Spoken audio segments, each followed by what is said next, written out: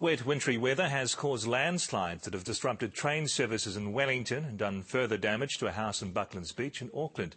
Dan Parker is live at Wellington Railway Station. Dan.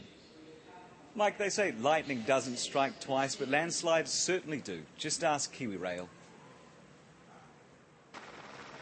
Almost 24 hours after derailing, the train engine remains wedged in thick mud and stranded around 6 kilometres from Upper Hutt. The accident happened as the train emerged from a tunnel and hit the landslide, which couldn't have been avoided. It was approaching Maymorn station and already slowing when it hit. Kiwi Rail told 3 News none of about 300 passengers on board, nor the driver, were injured.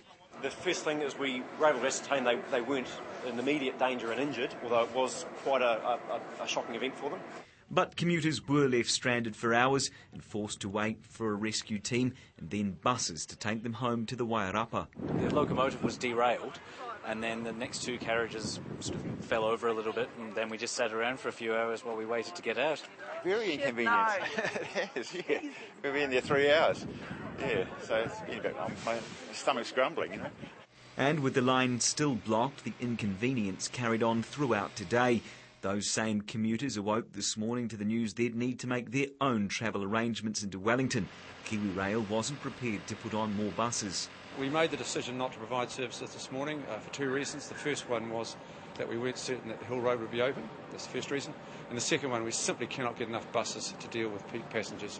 Adding to Kiwi Rail's bad day, a second smaller slip, which closed the other line into Wellington too. For a few hours, the capital's rail service was on its knees. Is Wellington's rail network vulnerable? It's no more vulnerable than any other rail network, and you've always got to do the balance of how much you spend and how much you keep the cost effectiveness of the network. I'm pretty comfortable with it.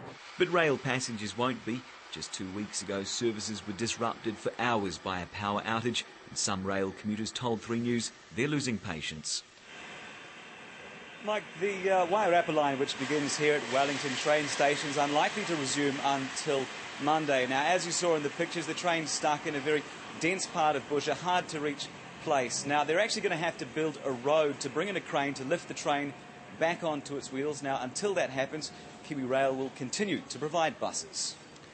Dan, thank you.